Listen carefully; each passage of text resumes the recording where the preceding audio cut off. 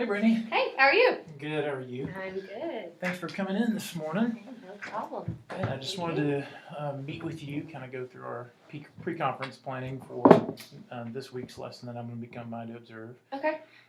So I guess first off, I'll just start off with what kind of lesson that you're going to be teaching, what subject, grade, and what kind of objectives you're looking to teach. All right, so I teach 8th grade science, and right now we are in the middle of our moon phase unit.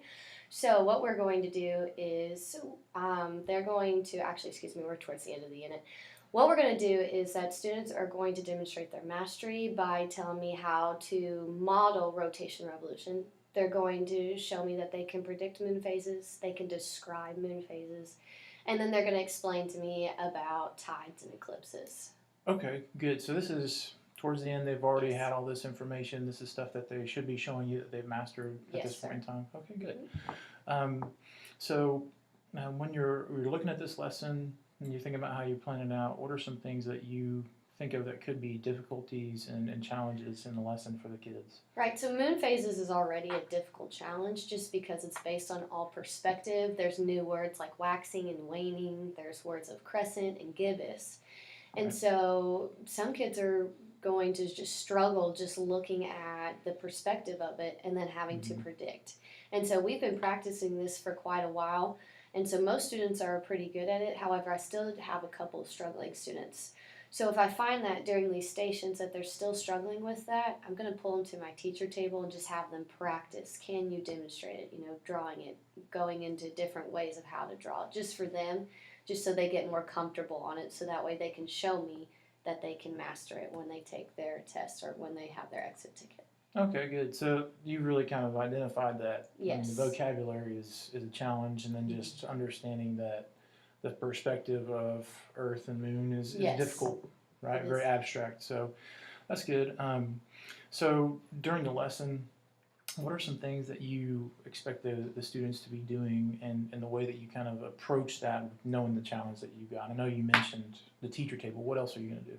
What I'm going to do is, if I'm not having a teacher table, I'm just going to walk around, facilitate. I want to see that students can write about moon phases. I want to see if they can demonstrate rotation revolution. Can they demonstrate and talk with their groups about, oh, this is a waxing crescent, this is a waning gibbous. Can they show that to their group, and can they see that? And so I'm just going to be a facilitator. I'm going to walk around and I'm going to ask them some deeper questions. Well, what is your lineup? How do you know that's a waxing crescent? Well, what would happen in a week from a waxing crescent? So I just want to, for those students that are really understanding the mastery, I want to give them some deeper questions. And then for the students that need a little bit extra guidance, I want to give them guiding questions. And so I'm just going to walk around and be a facilitator. Okay.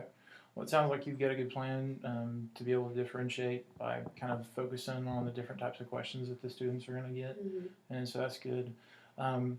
So by the end of the lesson, some things that you would expect them to be able to do, especially for those ones that are challenged and having difficulty, what do you expect them to be able to do? I want them to be able to do what their TEK says. So at the end of the lesson, after they go through all stations, I have the TEKs written on the board, and I'm going to say, can you demonstrate rotation revolution? You did that at station 2. Can you describe moon phases? At station 6, you were drawing them, you were illustrating them, and then you had to write about it. Can you do that? And I'll have them look at their stations, and I'll say keywords. Is that vocabulary word there? Did you realize that? And so by doing that, holding them accountable at the end, they can see I'm grasping it, I'm not. And I'll be able to know by then too. So that way, if I need to pull in one more time before we take the assessment, we can do that. Right. Okay. So at the end, it sounds like you're going to kind of get them together as a group. Yes. Right. And use that time to really focus on what they've learned.